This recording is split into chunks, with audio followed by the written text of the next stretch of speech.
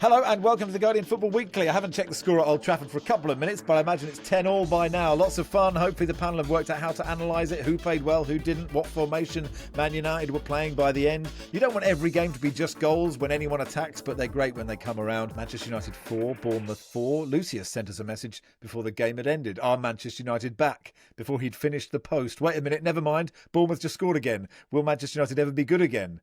A few seconds later, are Manchester United back? And then finally, or where were they when they were trying to come back? If they are, in fact, not already back from where they were, in which case, should they stay there or go back there or here? I also enjoyed Edwin van der Sar's post. Quickly walk the dog at half-time. What happened, FFS, in Manchester? It was a ridiculous game, George. Amarim said it was a fun game for everyone at home, and I think that's pretty much the only way. I find it very hard to analyse games that have this many goals in them. Yeah, it's like a classic case where I don't think any football managers come away from a 4-4 draw having enjoyed it. But for us as fans, it's brilliant. And what's interesting about it is that the first 40 minutes, after which, before Semenyo scored, United were just sensational. Like, it was almost the story of the game was missed chances for Manchester United, where they could have easily, had they been more clinical, been basically put the game to bed before Semenyo got the equaliser.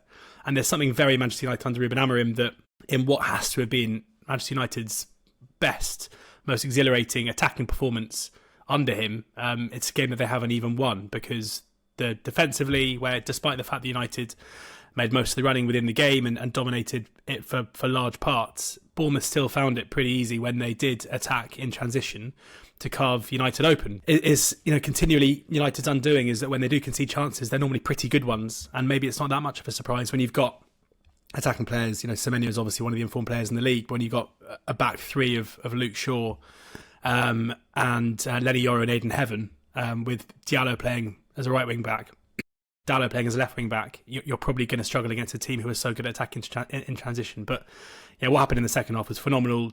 Amazing goals. Both free kicks are obviously brilliant hits.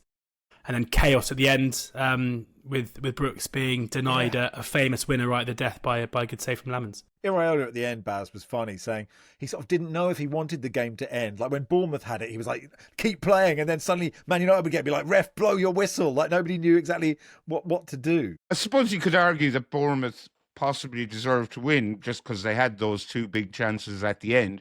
But as George said, United missed some good chances at the beginning. But it's the ones at the end we remember most. And Brooks probably should have scored one of those. He was a bit unlucky. The first chance in particular was an excellent save when Lamens stuck the leg out. I think ultimately both managers will be relieved they didn't lose the game. Iraola seemed the happier of the two with the draw. It is so interesting, isn't it, as George says, that they can be that good and that bad. Because it almost felt like so many of the goals just sort of happened rather than there was a sort of like great momentum before they happened. Yeah, it was great. Even from the very beginning of the game, which you might have missed them, it was a great flowing move right from more or less the off. One player, I think, might have been Mbumo, let the ball go through his legs to another player, and they're all running forward, the red arrows and all that. And a great chance, which then resulted in Tyler Adams actually getting a knee injury of an MCL, I think Iraola said. And after that, I thought, maybe the momentum here might diminish a bit, because obviously when you've got a long injury, that can do that. But it didn't. It just carried on.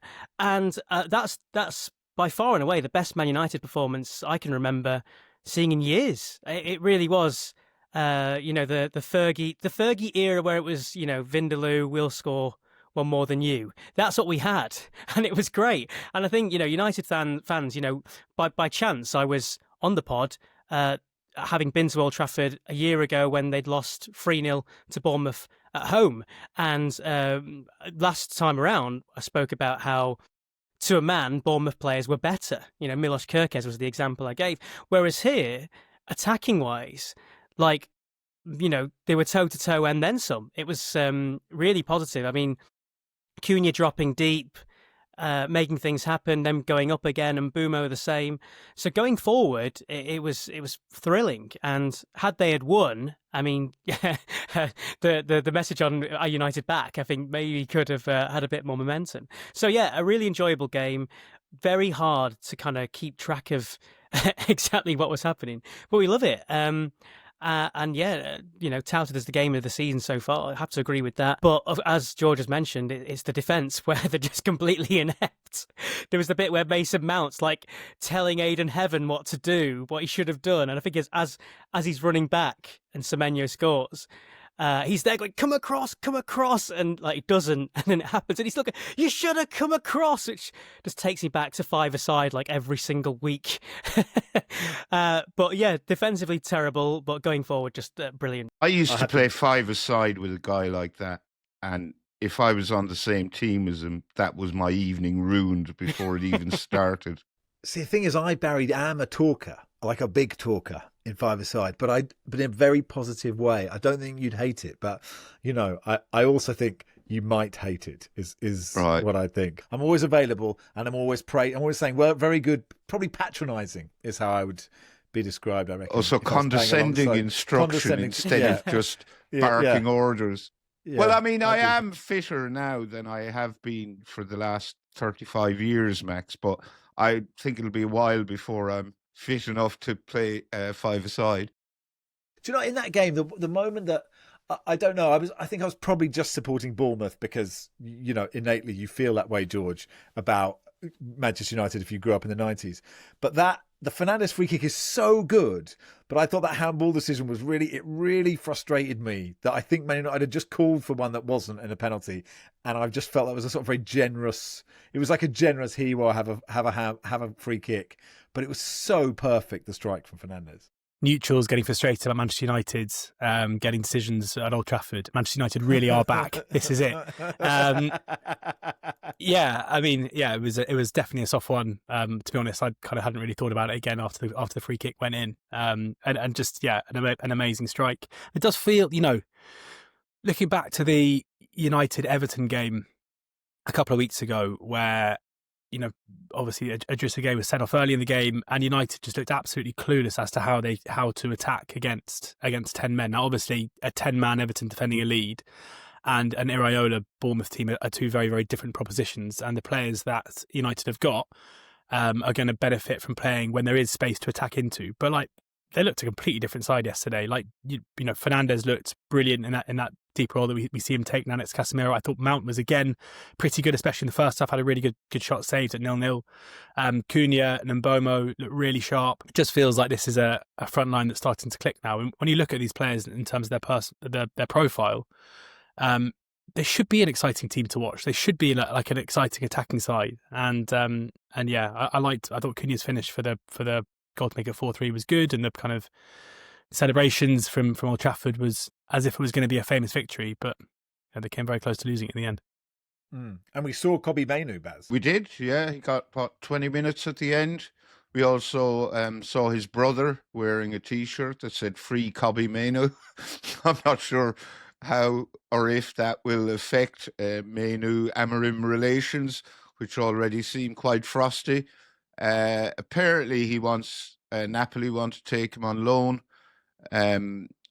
I can't really see any reason why he shouldn't be allowed go on loan, but apparently he is among the least well-paid players in the United squad, so to bring in cover for him would cost them a lot of money. So that's something for him and his agent to sort out with the club. He certainly doesn't seem to feature too prominently in Amorim's plans. I can't remember anything much of note he did in his 20 minutes on the pitch, if I'm honest. But so yeah, the fans were so excited that when he'd sort of get the ball and play a simple 5-yard pass and then run towards the ball and make himself available, there was like a real enthusiasm there. Sanny, you wanted to... Is that condescending enthusiasm then? Yeah, maybe it was. Yeah, well done, Kobbie. Yeah, I'm still available. Have it back. Yeah, keep going, son. West Ham talks about banning half and half scarves. Do clubs need to think about banning promotional player T-shirts that are actually a subtle dig, if not so subtle, at the manager as well? Do we need to get a bit more nuance on the stewarding to have a look at this? So, do you think he's a not? I mean, has he done that deal? Has his brother got the sign off from Kobbie? Do you mind if I wear this? Or it's just please don't embarrass me at work. If he hasn't, you'll be absolutely livid, wouldn't you? If you're Kobbie Mainoo and you turn out to your brother wearing that and he hasn't asked for it. We're contractually obliged to ask what formation Amorim moved to. It looked like he abandoned 3-5-2 for maybe a 4-2-4. It didn't feel like a formations game by the last 20 minutes. Like a 5-5, was it? I think Maybe, I don't know. 5-0-5. Yeah, I don't know really either. I think when games descend into that kind of chaos where it is effectively a basketball game with the ball just kind of going down one end, there being an opportunity going down the other end, there's no shape. So I if you ask the players what position they were playing, they'd probably tell you, but it doesn't necessarily mean it resembled that on the pitch. So I remember very clearly a couple of years ago, I can't remember what manager it was, arguing with his in a press conference after the game when the fans were criticising him for playing 4-3-3, and he said, no, we didn't. We played 4-2-2. And he looked at the position map, he looked at where all the players playing, and they were definitely playing the formation he didn't know they were playing. So, like, as Redknapp says, what are formations? Like, it's just normally when it's very rigid, and with Amorim's normal system, you can very much see what he's doing. And last night, it didn't resemble that. But I think that's probably more because of game state rather than any kind of decision that he's made to be more fluid with his decisions and the shape that he wants to play. Amorim afterwards was asked on the formation, and he basically said, it's up to you to figure it out. Yeah, there you go. How that works. Just another thing, I don't know, Max, whether on your World feed you had the same commentary, but we had Guardian Football Weekly Seb Hutchinson on comms duties with Gary Neville, and it was great. And I always love it when I hear a fellow pod member, organically that is there. And what I love about Seb's commentary is he loved it as much as us, right? He really did, and he just let it wash over him as well, and really added to it. So nice one, Seb. Hope you're recovering today. He's probably just lying in a dark room, I think. Wonder if on Monday Night Football he's as keen to talk about anecdotes about him being a goalkeeper or shearing his sheep. He treats us differently, don't they? So look, Man United have got Villa away, Newcastle at home, Wolves at home, Leeds away, Burnley away. They're sixth. It's it's an impossible question, Barry. It is impossible to know. Like what will happen now to this team? And yet you're asking me to tell you. I am, yeah. Yeah. You're a prescient guy, Baz. I have my moments, but I think this one's beyond my wit. I haven't a clue is the answer to that question. I mean, we're all talking, or lots of people are saying that this was Manchester United's best performance under Amorim. They still conceded 4 goals and they didn't win. They led 3 times and only came away with a point. So if that's the benchmark for greatness under Amorim, then I would say, no, they're not going to finish in the Champions League places. If they did somehow scrape into the top 4, I wouldn't be massively shocked. But as the answer that sort of more or less covers any question about football, let's wait and see. They are going to lose Nusa Mazraoui, Brian Mbumo and Amad Diallo for AFCON. So how's it going to go? Probably revert back to type now. There's an amazing stat. I don't know if we're allowed to kind of cross-promote on here, but please do. Bill Edgar tweeted it, so better give him credit before I take credit myself. Manchester United were 2-1 up at half-time yesterday, and obviously were behind in the game and nearly lost the game late on. Since May 1984, they played 1,129 home games. They've led in 542. They've won 491 of those. They've drawn 51 and they've lost none. So 1,129 games. They led in just under half of them and they've never lost. Especially even since this terrible run. Like, look, Man United fans sit there winning at half-time, safe in the knowledge. Well, it's that probably because they don't need a half-time as often anymore. Well, there is that, but that's an amazing stat, isn't it? And out of Bournemouth, Sanny, look, they drew against Chelsea 0-0. This 4-4. Nadim said yesterday they were sort of sliding down the table, sort of under the radar, because they're one of the clubs that begin with B that are well run. No wins in 7 now for them, 3 points in that time. But still, it doesn't feel. Maybe we're just blindsided by the fact it's Bournemouth and we like them, but we're blindsided by sort of where they're at. Yeah, I think there is a bit of that, but I also think, and Iraola mentioned this as well after the game, that you got to remember that he's spent a big part of the season focusing on the defence and the goalkeeper because they all left, basically. So I think attacking-wise, the threat that they've got hasn't really changed. I mean, Antoine Semenyo goes from strength to strength. He's I'm sure he'll be good transfer news fodder for the next couple of months, I suppose, until the end of January. But defensively is where they've kind of been needed to rebuild. And, Senesi was there before and he's done well. So, yeah, I think that's taken a bit of time. And I think we saw going forward, all that's still there. Just defensively, they're still kind of working on it. Petrovic, who I think's done quite well, actually had a pretty not a great game. Diallo's goal, Amad Diallo's goal, he kind of didn't quite get himself right from the cross coming in. I don't know if he could have done more on Casemiro's header as well.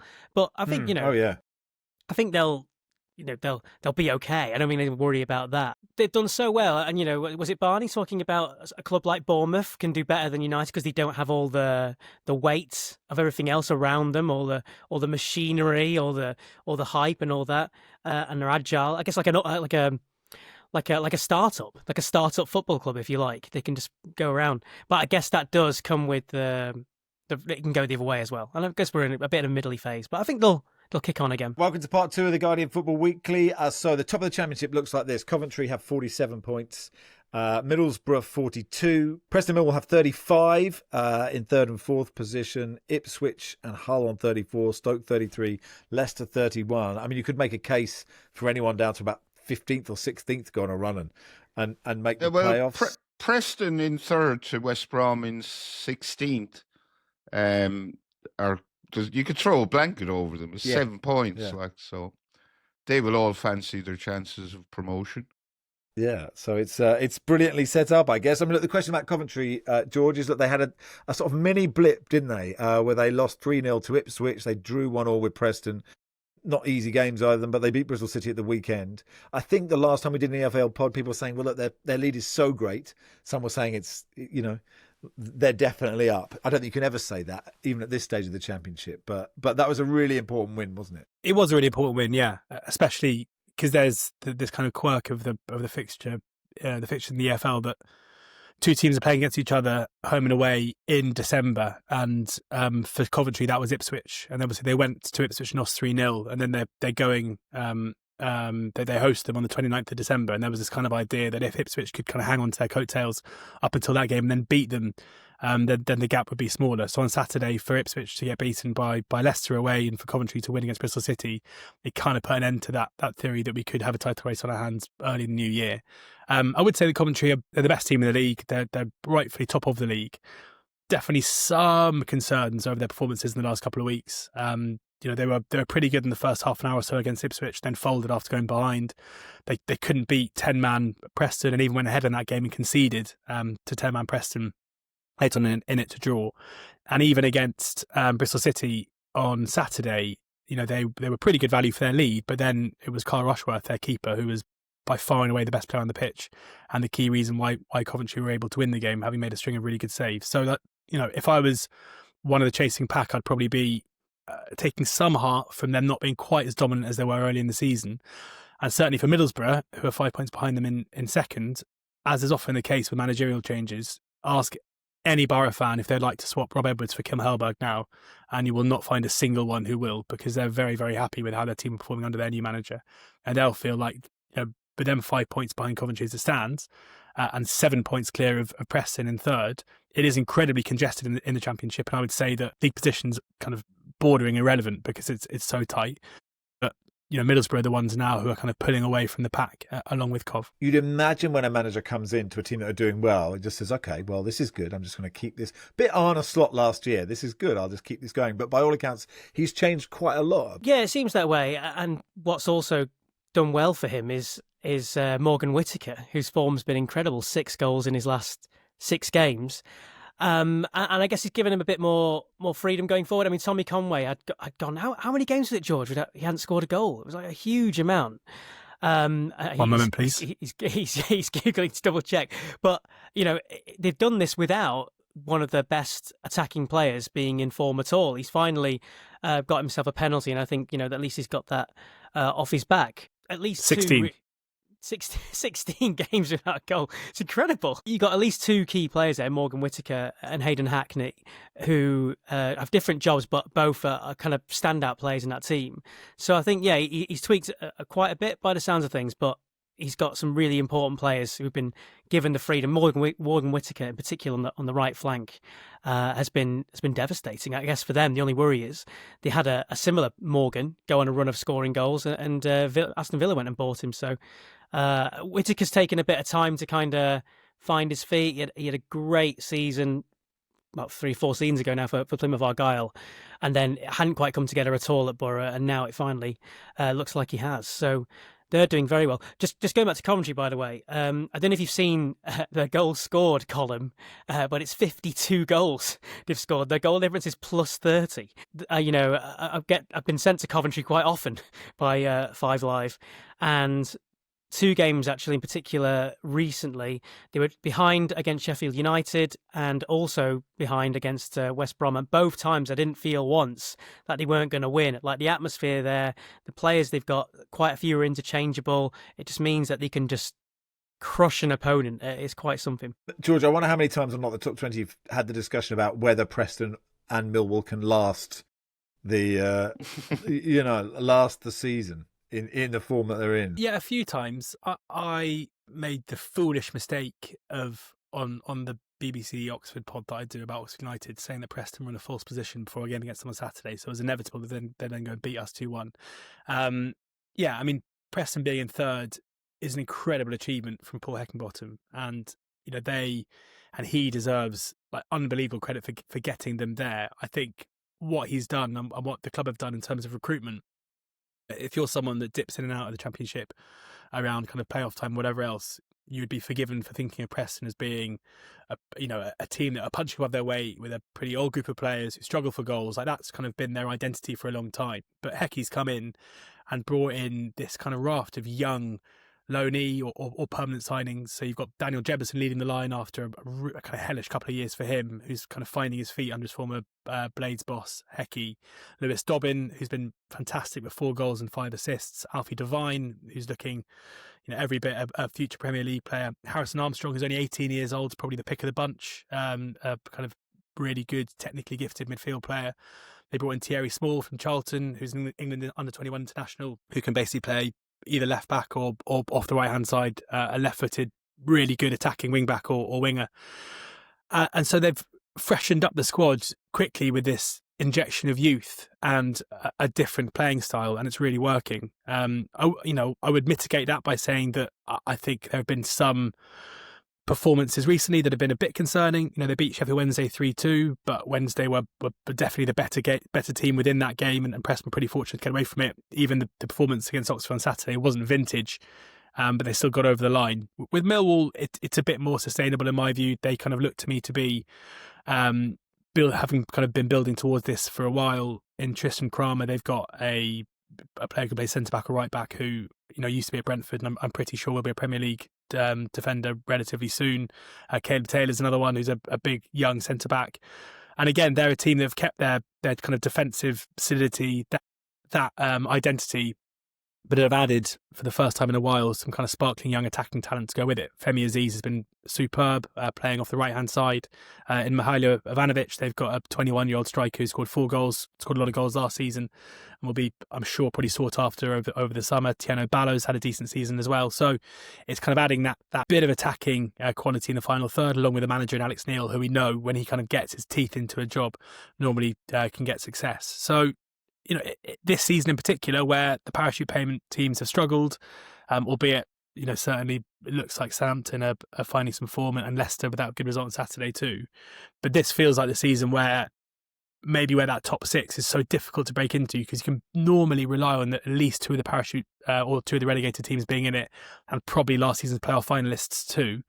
With Sheffield United struggling as well, this feels like the season where maybe a Preston or a Millwall or both of them could sneak into the top 6, or maybe even the top 2. But I formally object to your assertion that Alex Neil can achieve success whenever he gets his teeth into a job. The man who took Sunderland out of League One. The man who took Sunderland out of League One. The man who abandoned Sunderland to go and fail at Stoke. having taken it out of League One. But he didn't get his teeth into that Stoke job, was the issue, I think. He's someone who I think, the job he did at Preston has aged pretty well. At Norwich, he was obviously fantastic, and he's doing it again now. The Barry Glendenning death stare there, by the way. We're contractually obliged for Barry to say something bad about Alex Neil whenever his name comes up. It was interesting. Sanny, George mentioned the relegated clubs, and there was a couple of months ago it was like, oh, they're all hopeless, and now Ipswich have been on a great run. They're in 5th now. Leicester at 8th. Consistent, but I've put a few results together. And Southampton, until the weekend, were on this absolutely incredible run, weren't they? When they'd won, I can't remember, a lot in a row. And then you had Leicester beating Ipswich, and Fatah was scoring this unbelievable goal. But it sort of there are good halfway line goals and bad ones, if that makes any sense. And this was an absolutely brilliant. I mean, it was well inside his own half, but a brilliant goal. Yes, and just in the build-up to it, he nutmegs a midfielder as well. Pokes it through the legs, then brings it forward, then hits it. I was wondering which way you were going to go on this, by the way, Mats, because I know the ball goes over the keeper and then bounces, and we get the keeper kind of ending up in the net, but he doesn't fully get crashing into the net. And I wondered you were going to say, oh, it's not, aesthetically, it's not what I want to see from a halfway line goal. So I'm pleased that you actually liked that goal. I could have gone either way, I think. Well, no, I liked it from the build-up, totally. But it's interesting, those three sides are now, on a more macro level, these three sides are starting to put it together. Yeah, and I suppose when you've got the quality, you can do that. And saw Ipswich at Blackburn Rovers in the replayed game from the game that got abandoned from the waterlogged pitch back in August. And Rovers had it sealed, but they're so inept, they allowed Ipswich to score right at the death. And that was a mixture of their own ineptitude and the fact that Ipswich have just got better players. And I suppose fundamentally, if you took macro level, you've got players who were able to be okay at times in the Premier League, and that can see you through. So I suppose that was always the thing. And Southampton's a really interesting case because there's a lot of players around that squad, it's cliche to say, who used to losing, right? So managed to turn that around and change the mentality, I think, is huge. For Leicester, the non-football stuff still hangs over them, and I do feel with the fans that they're not too many poor performances away from feeling a bit mutinous. And they're due a points deduction, aren't they? Yes. Whether that comes... So this goes back to historic rule breaches. It's like they did it in the EFL and got promoted, and then it's still kind of hanging over them. That's right. Is that right, George? I think. Yeah, exactly.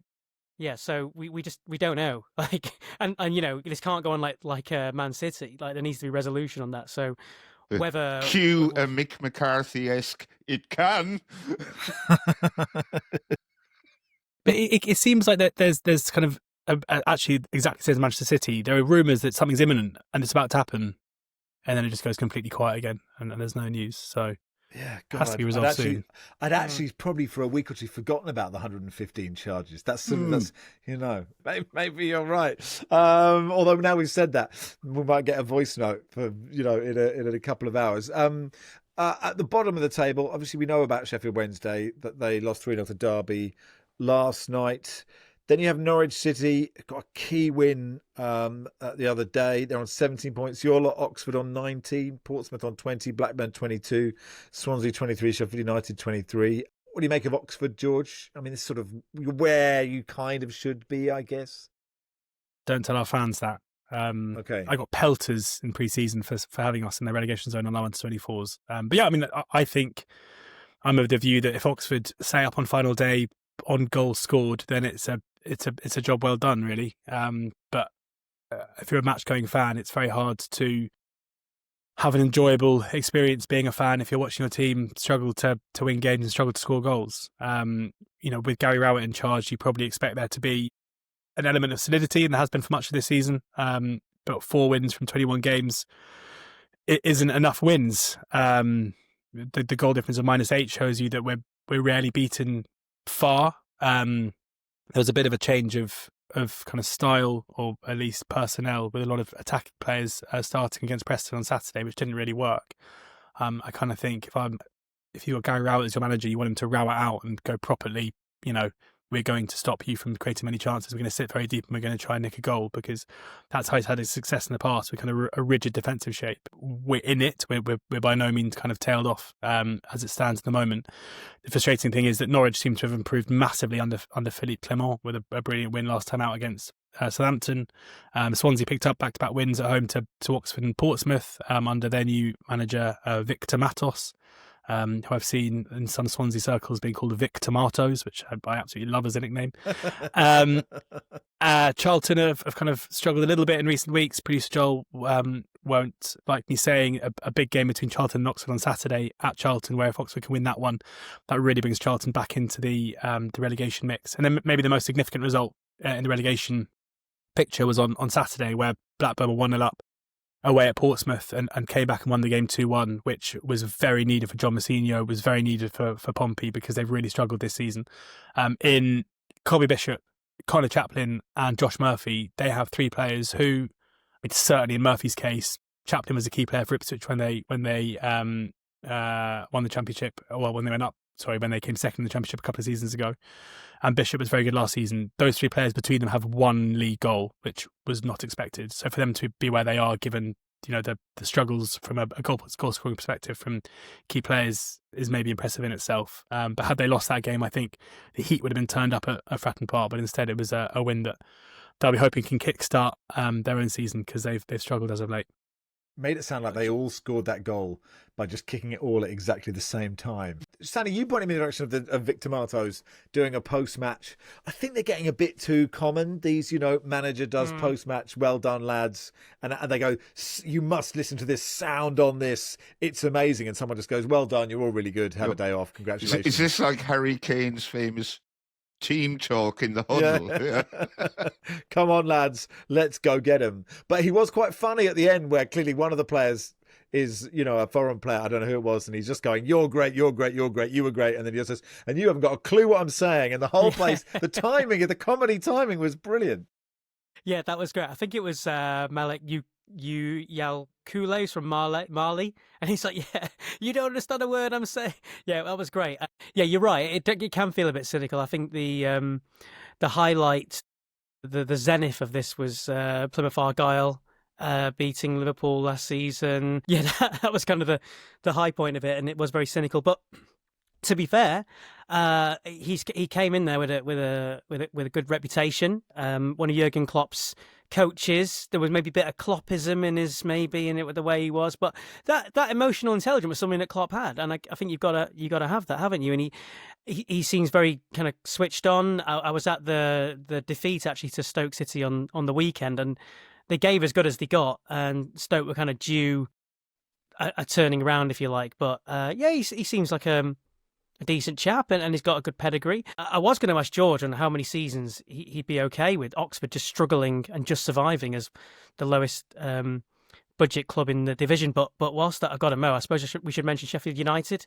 Chris Wilder kind of turning things around. I watched quite a bit of them up close recently. Although they drew 1-1 with Norwich in the week before they then lost at West Brom. They had 3 games in like a week. And Wilder made like 8 changes from the 4-0 win against Stoke City. And that 4-0, they were just brilliant. Like, you wouldn't have known at all that Sheffield United were right in the bottom and Stoke were trying to push to the playoffs. And Ollie Arblaster came back in. He'd been out for, I think, 13 months. He'd been out injured, and they threw him in, and he was excellent in the Norwich game. And before that, Stoke, he was on the bench, and they were just great. But then he made all these changes, only got the point, and then lost this game at West Brom. You just remember that actually you can't really afford to roll the dice too much in this league, because there's so many teams that are kind of samey. But he's definitely turned it around. Like, I don't think Sheffield United have anything to worry about, and they've just given Rudravajhala, the ex-Crystal Palace player, an extension on a contract. Patrick Bamford's due one as well. Danny Ings finally scored his first Sheffield United goal the other day. Yes, they've got all these players there. So, I think they'll be okay. And they're good on the set pieces. They don't mind giving the opposition the ball and sitting back. And generally, it's working well for them. Could I ask the obligatory Wrexham question, which is Jasper Jolly in The Guardian a couple of weeks ago revealed that they've received £18 million in grants, so they don't have to pay it back, from the Welsh taxpayer. And I'm just wondering, it seems quite unfair that a club, which I think is now valued at 350 million, has these 2 Hollywood star owners, one of whom is a billionaire, is taking money from the Welsh taxpayer. I think Wrexham would argue, well, we're generating loads of money for the town. But apparently, there are going to be redundancies in Wrexham Council, and schools in the area are having to tighten their belts, but they're still apparently able to give all this money to a club that doesn't need it. I suppose the argument is that the grants go towards infrastructure that has a community net benefit, and they're not the first club in football to get that. But in the same way, extrapolate this in the same way Jim Radcliffe's like, we're going to build New Trafford and we're going to get all this Northern powerhouse money. It doesn't really kind of wash, does it? I guess the devil's in the detail there. As Barry says, when you consider the wealth of the owners and also the fact that the owners, I think, have sold a stake, haven't they? Yeah, well, and they've sold the stake, and there also reports that they've basically, they've been repaid the money that they initially invested as well. So, yeah. So the funding's part of the Wrexham Gateway project, and I suppose you've also got to remember, Wrexham, the football club now, is this big shiny Hollywood thing, at least outwardly. But Wrexham as a community, it's got some areas of huge deprivation. So, are we okay with investment going into something that has a net community benefit? Admittedly, some of the stuff's coming on like floodlights and stuff. I'm not sure quite. Well, I don't particularly know whether this is a good or a bad thing. That's why I'm floating it. But the money, to be clear, is going directly to the football club. It's not football club adjacent money, or they are getting the money to do with as they going wish. All to Kiefer Moore. The council said that funding for the project was not taken from its budgets, was provided solely through the Welsh Government grants. The club must also make the racecourse ground available for other sporting events and concerts, which the council said would create additional benefits for the residents of North Wales. A spokesperson said the racecourse is an important cultural and heritage asset for the city of Wrexham. We're obviously keen to protect it for the future. A Wrexham AFC spokesperson said the funds would be used for overall improvements to the stadium, a new cop stand that would bring the stadium to international level. There you go. But yeah, no, it was a good question. If they're taking the money out as well, they're getting all their money back. Suddenly it doesn't feel like the dream that it once was. But, still, Wrexham fans probably won't complain. 3 cities at the top of League One: Cardiff, Bradford and Lincoln City. And then come Bolton, Stevenage, Stockport and Luton making up the playoff places. How do you view it at the moment, George? Yeah, we're going to see the league leaders in action tonight, with Cardiff hosting Chelsea in the Carabao Cup. They're 4 points clear, and I think Barry Murphy deserves immense credit for the job that he's done there, really. A guy who, and this is why it really frustrated me a lot, because he was linked to a lot of jobs. He was Rochdale manager when Rochdale were relegated out of League One, but the players that he had at Rochdale, a young group who, a lot of them, Robert Sanchez included, have gone on to do some pretty cool stuff in football, gone on for better careers. He then got the job at Manchester City's academy, and so often when clubs were linked to Barry Murphy, fans would be like, well, what's he done? All he's done is get a relegation. And it's not that simple. Like, he is someone who, in really tough circumstances, still managed to play a certain way. It's a brilliant bit of recruitment from Cardiff, whose managerial appointments prior to BBM have been so poor that it's part of the reason why they've ended up in League One. And their transfer activity in the summer was minimal. Ethan Trott came in.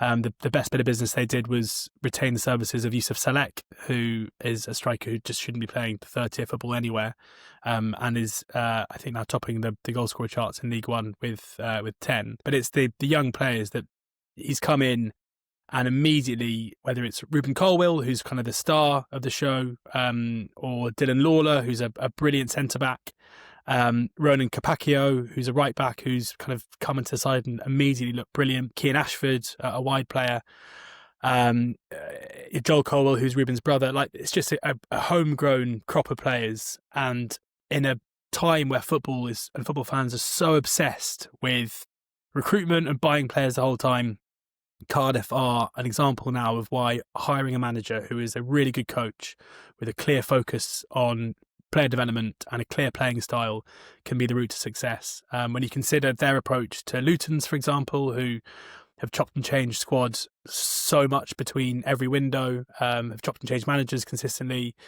and are struggling now in League One, albeit in the 7th, but the performances haven't been good at all. Cardiff are the ones who are really impressing, and I fancy them tonight to not necessarily win, but I think they will give a really good account of themselves and stick to their way of playing, and it should be a great watch. Bolton are the ones who I think are the closest challengers in terms of quality. Bradford sit second, having an unbelievable season. Lincoln in third. Bolton under Stephen Schumacher are a really, really good side. In Amaro Cozy-Dewberry, they have one of the best players in the league. But loads of good options. They came back from 1-0 down against Exeter on Saturday and won the game 2-1 with their players coming off the bench to make a big impact. So they'd be my two most likely at this stage.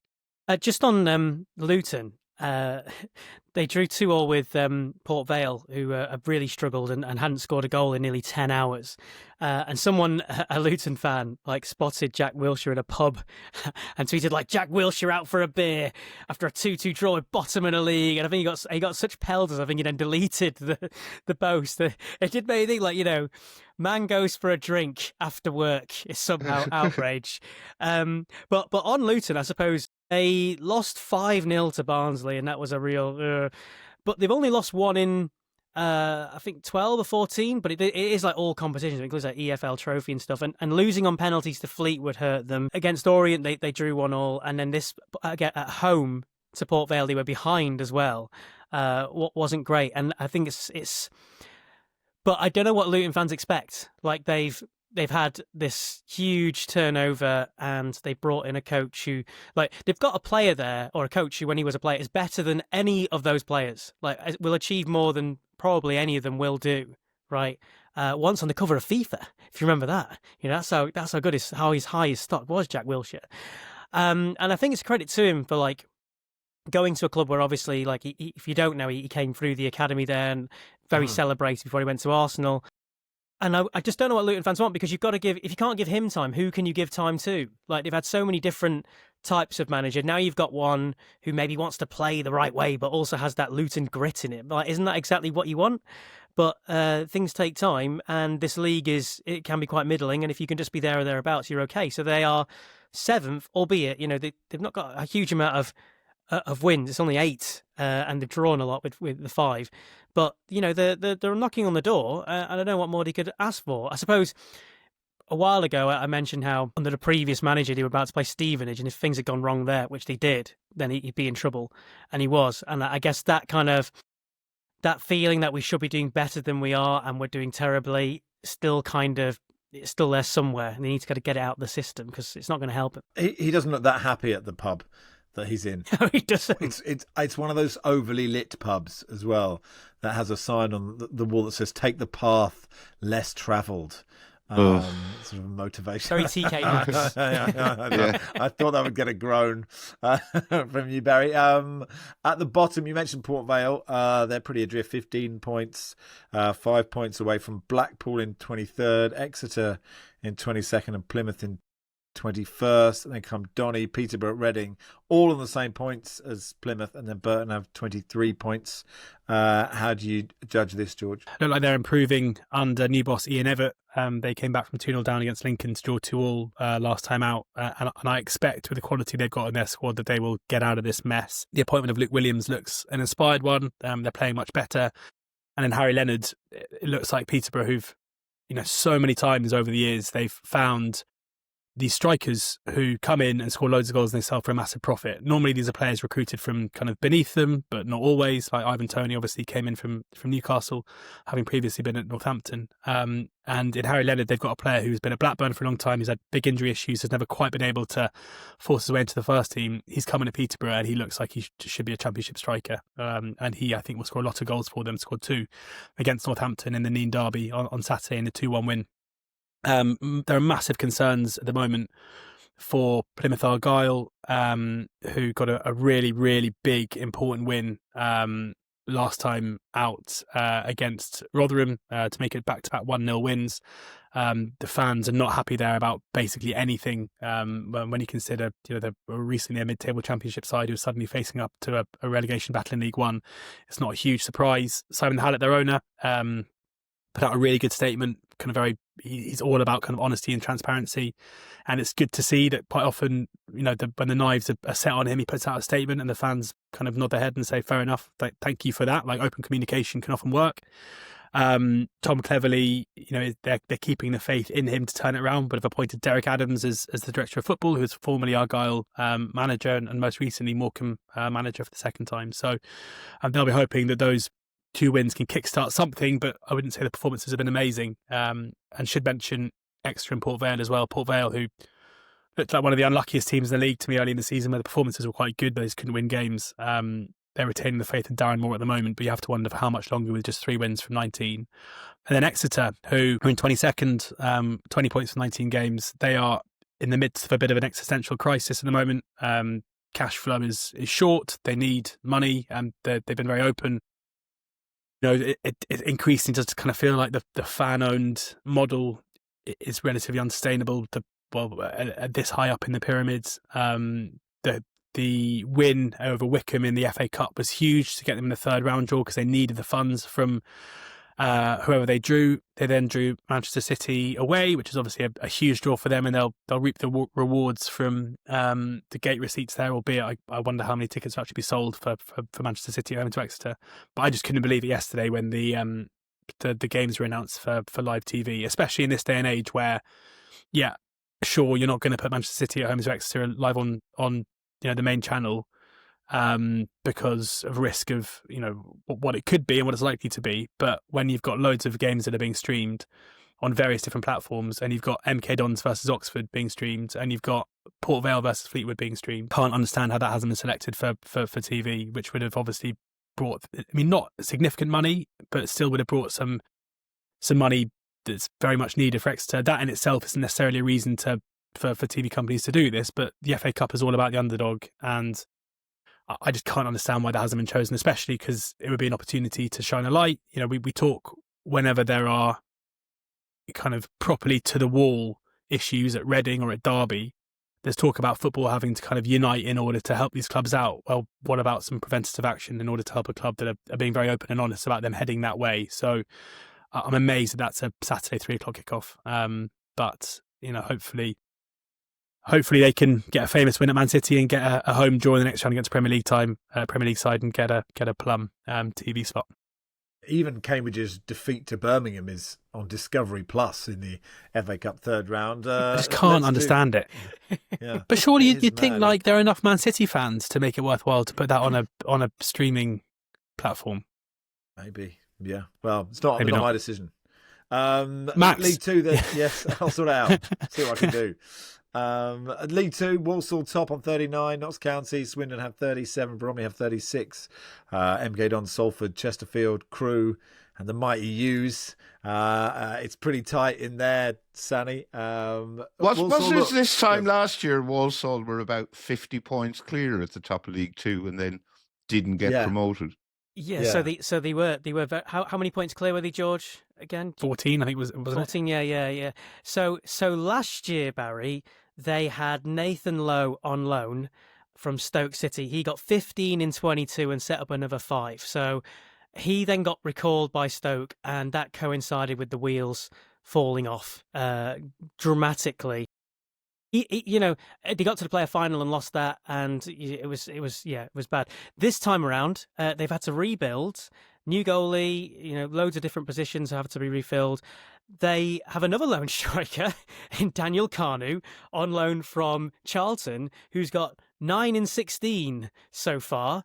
And you think that the team that he's come on loan from could do with more goals in the Championship. They might also want to recall him, and this same situation might end up becoming a reality. So that's the big worry for me. Carnu's like the most poacher of poachery strikers. Like, if you look at the stats, he doesn't seem to touch the ball. Everyone listening, score a goal. sorry, Sanny. Everyone listening wants to know is it the son of Carnu? It doesn't sound, it doesn't sound like it. I don't think it is. That's very upsetting. No. Sanny, did you see his goal on Saturday? Because it was because even though I agree with you, he got the ball. I mean, it's one of those goals that you're only taking a shot on if you're unbelievably confident. He got on the ball 25 yards out, could have just run forward to make it 1-1 and decided instead just to smack it off the crossbar into the top left-hand corner from 25 yards out. So he can do it all. Well, there you go. I did see that goal, but I've seen so much football, I can't remember it whatsoever. So that's my main worry for Walsall. I mean, Matt Sadler had a lot. He's had a lot of pressure on him, especially in the way that things didn't come together, and then losing in the playoff final. And it would have been very easy for Walsall to go, right, do you know what? This has been going wrong for a while. They stuck with him. He's clearly proving that he can do it, and that's very positive. But that's my big worry: the fact that the main scorer and pretty much their only real scorer, the goals have kind of dried up from everywhere else, is a loanee, and you just hope that Charlton haven't got a recall clause come January, because that'll be worrying again. Now, George, we are 9th, not lost in the league since October. The only defeat in that time is a penalty shootout in the LDV Johnson's Paint Trophy, whatever it is now. The meanest defence in the league. Have you still got us 18th? Live on the podcast the other day, me and Ali had a £50 bet on whether or not Cambridge would finish in the top 7. And you'll be happy to know that I was the one saying that you would. Yes. Yeah, I've been pretty impressed recently. It just feels like League Two is so mad this season. And again, it's another league where Walsall are top on 39 points, but you can go down to 15th and Tranmere on 26. The position is in the middle of that is kind of irrelevant. And Cambridge kind of sit directly in the middle of it. But there are so many teams whose performances kind of vary wildly from week to week. Swindon being one of those, MK Dons being another, Salford, who are kind of hitting just crazy realm now with the end-to-end nature of their games. Whereas Cambridge are the ones, if you look at the teams I just discussed there, MK Dons have scored 38 goals and conceded 24. You've got Chesterfield, who scored 36 goals and conceded 31. Cambridge, 22 goals scored, 18 conceded. It feels like we're not to make it entertaining, guys. You're the solid option. You just absolutely you're not going to concede many goals. You're probably going to score a few, and that's normally enough. If you look at successful teams in League Two in the past, it's very, very rare that it's the expansive, gung-ho teams. Normally it's the ones where you're like, yeah, we've got a solid defensive unit. We've got some good players up front. We've got a wily manager who's been here and done it before. So I think as the chaos goes on around you, Cambridge are the ones who are probably just going to naturally plod along and finish somewhere between 5th and 7th. That's twice now that George has said league position is irrelevant. And I'm worried about Mark Langdon, if he's listening, just his head literally exploding. Just one question at the bottom on Christian Fuchs, who I interviewed on TalkSport. It was one of my worst interviews of all time, because I was like, let's have some fun with Christian Fuchs, but he was in manager mode, being serious about having which is fair enough, right? He's just got a job. He doesn't want to. If you told him that was the name of the segment, he might have come prepared. Fun with Fuchs. Look around and find out. Yeah, exactly. But it's an interesting decision he's taken, and it is currently, look, they weren't doing well before, Sanny, but they're still not doing well. Yeah, he's still not won. That's the main thing. I don't know. I don't know why he's done this. What's he got to gain from going in there? There was a really good interview with Ben Fisher in The Guardian with Fuchs, where he kind of explained his decision. And it seemingly comes from his assistant manager, who is a Newport man, I think maybe played for them, who runs his academy in America. So that, because I couldn't work out the link at all. And I messaged a couple of people who are kind of close to Newport, or even people who are close to Leicester, to try and find out, and they were all completely miffed as to why he had turned up there. But it seems like that's the reason for the link of him to Newport. And I kind of, does Christian Fuchs walk into a kind of League One or a Championship job? He's been Dean Smith's assistant at Charlotte for the last 18 months. My abiding memory of Christian Fuchs is when he kept trying to leave Leicester and they wouldn't let him. And his family had relocated to New York, and he had a soccer school in New York, and he wanted to go and run it, but Leicester kept convincing him to sign new contracts. So he finally escaped, and now he's back managing at the bottom of League Two. It doesn't stack up. Yeah, a career decision based on doing a favour for a mate does sound... But maybe that academy, the guy clearly is very important, his academy. It's like, go and manage Newport or I walk. And he's like, well, I need that academy to keep going because Leicester might try and trap me again and I need somebody to keep it going. Or maybe he's just a lovely guy. We're all here to help our friends out. And, he's just doing that.